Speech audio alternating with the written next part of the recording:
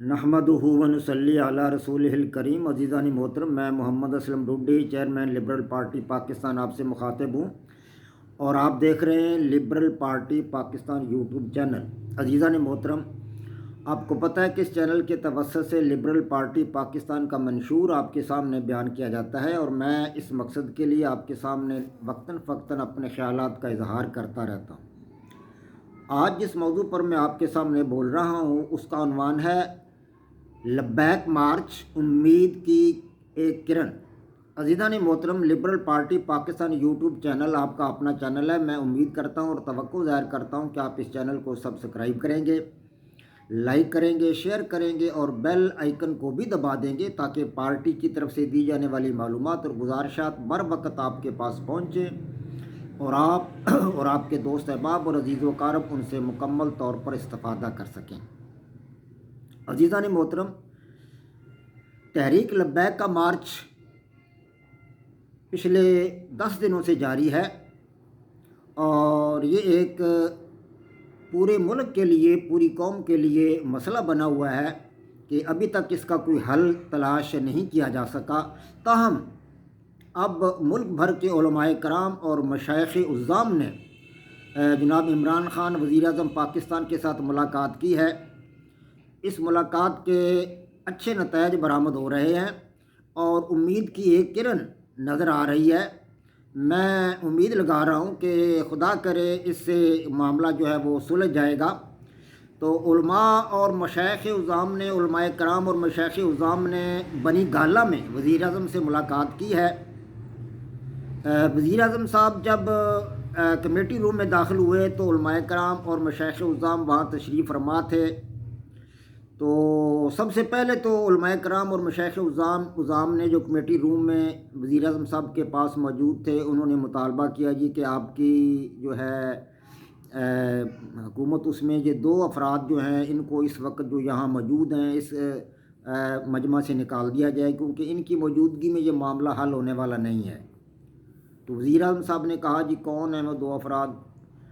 تو انہوں نے بتایا کہ آپ کے وزیر اطلاعات و نشریات جناب فواد چودھری صاحب اور دوسرے جو ہیں آپ کے ایک مشیر ہیں علامہ طاہر اشرفی صاحب، ان کو آپ یہاں سے نکال دیں گے تو ہم بات چیت آپ کے ساتھ کریں گے، ورنہ ہم اگر یہ بیٹھیں گے تو پھر ہم اٹھ کر چلے جاتے ہیں۔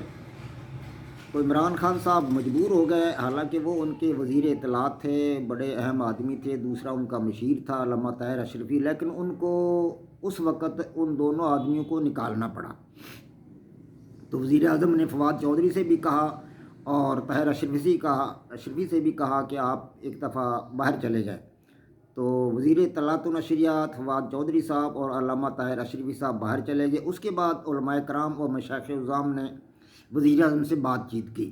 سب سے پہلی بات انہوں نے یہ کی کہ جناب حافظ سعد رضوی صاحب کی رہائی کا مطالبہ کیا۔ تو عمران خان صاحب نے اس کے جواب میں بتایا کہ یہ معاملہ عدالتوں کے پاس ہے، عدالتیں اگر ان کو رہا کرتی ہیں تو مجھے ان کی رہائی پر کوئی اعتراض نہیں ہے، یہ عدالتوں کا کام ہے۔ میں نے تو اس کو نہ نظر بند کیا ہے، نہ ہی میں نے اس کو چھوڑنے کا کوئی اعلان میں کر سکتا ہوں اپنے طور پر، یہ عدالتوں کا کام ہے۔ عدالتوں پر منحصر، اگر عدالتیں انہیں چھوڑ دیتی ہیں تو ہمیں کوئی اعتراض نہیں ہے اور نہ میں کسی قسم کا کوئی اعتراض کروں گا۔ اس کے بعد علماء کرام و مشائخ عظام نے دوسرا مطالبہ کیا فرانس کے سفیر کو نکالنے کا، کہ فرانس کے سفیر کو بھی سارا آپ پاکستان سے نکالیں۔ تو انہوں نے بتایا اس کے جواب میں کہ فرانس کے سفیر کو نکالنا جو ہے وہ مسئلے کا حل نہیں ہے، اس سے مسئلہ حل نہیں ہوگا۔ فرانس یورپی یونین کا ایک اہم ملک ہے اور ہماری $10 ارب کی مصنوعات، جن میں کپڑا شامل ہے، کپڑے کی مصنوعات شامل ہیں، ٹیکسٹائل کی مصنوعات شامل ہیں، دھاگا شامل ہے، اس کے علاوہ اور بہت ساری چیزیں ہیں، چمڑے کی مصنوعات ہیں، ادویات ہیں اور بہت سارا سامان جو ہے پھل وغیرہ، $10 ارب کی مالیت کا تقریباً سامان یورپی یونین کو وزیر اعظم نے بتایا کہ جاتا ہے۔ اس سے ہماری تجارت متاثر ہوگی، یہ چیزیں ان لوگوں نے خریدنا بند کر دیں گے۔ وہ لوگ جب ہمارا مال ادھر نہیں جائے گا تو پھر ہمارے کارخانے بند ہو جائیں گے، ہماری فیکٹریاں بند ہو جائیں گی اور مہنگائی کا ایک نیا طوفان پاکستان میں آ جائے گا۔ اس لیے فرانس کے سفیر کو نکالنے والی بات یہ جو ہے قابل قبول نہیں ہے، اس سے یہ مسئلہ جو ہے وہ حل نہیں ہوگا۔ تو اس کے ساتھ ساتھ انہوں نے فرمایا کہ مظاہروں سے پاکستان کا تشخص جو ہے خراب ہو رہا ہے، اس سے عالمی سطح پر جو ہے پاکستان کی بدنامی ہو رہی ہے، اس سے پاکستان کو مطلب اچھی نگاہ سے نہیں دیکھا جا رہا، وہاں یہی سمجھا جا رہا ہے کہ پاکستان میں فرقہ پرستی عام ہے اور انتہا پسندی عام ہے، شدت پسندی عام ہے، یہی تاثر لیا جا رہا ہے۔ اس کے ساتھ ساتھ انہوں نے فرمایا کہ بھارت بھی ہمیں عدم استحکام کا شکار کرنے کے لیے نت روز نئی نئی باتیں جو ہے وہ گھڑ رہا ہے، اور اس معاملے کو تو وہ بہت زیادہ اچھال رہا ہے، اس سے وہ ہمیں عدم استحکام کا شکار کرنا چاہتا ہے، اور یہ آپ کو پتہ ہے کہ بھارت ہمارا دشمن ملک ہے۔ تو وزیر اعظم صاحب نے اس کے ساتھ ساتھ یہ تمام باتیں بتانے کے ساتھ ساتھ ان پر واضح کیا کہ فرانسیسی سفیر کو نکالنے والی بات جو ہے، اس سے مسئلے کا حل جو ہے وہ ممکن نہیں ہے۔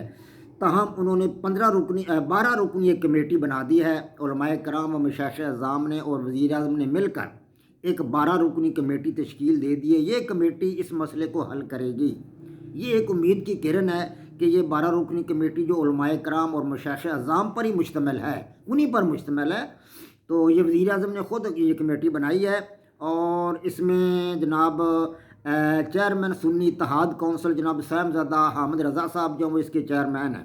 یعنی یہ 12 رکنی کمیٹی جو بنائی گئی ہے، جو مذاکرات کرے گی دونوں طرف، یعنی سعد رضوی صاحب کے ساتھ مذاکرات کرے گی، ان کے جو مجلس شورا ہے اس کے ساتھ بھی مذاکرات کرے گی، دوسری طرف وہ حکومتی ارکان کے ساتھ بھی بات چیت کرے گی، وزیر اعظم کے ساتھ بھی بات چیت کرے گی، دونوں اطراف میں بات چیت کر کے وہ مسئلے کا کوئی حل نکالے گی 12 رکنی کمیٹی۔ تو اس کے سربراہ بنائے گئے ہیں، چیئرمین بنائے گئے سنی اتحاد کونسل کے جناب صاحبزادہ حامد رضا صاحب کو اس کمیٹی کا چیئرمین بنایا گیا ہے۔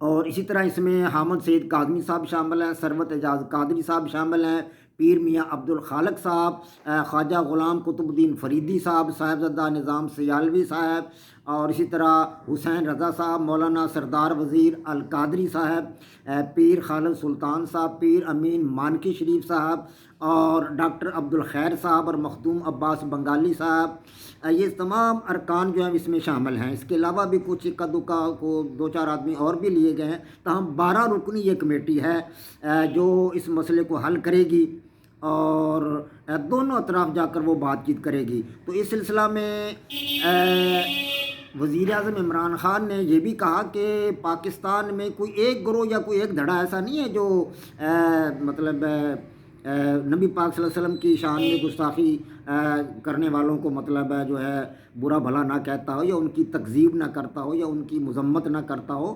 ہم سبھی مسلمان ہیں، اور ہم سبھی مطلب نبی پاک صلی اللہ علیہ وسلم کے فدائی ہیں اور عاشقان رسول ہیں، اور ہم فدائی ہیں نبی پاک صلی اللہ علیہ وسلم کے۔ ہم سب ان باتوں کو برا سمجھتے ہیں اور ان پر اس کی مذمت کرتے ہیں۔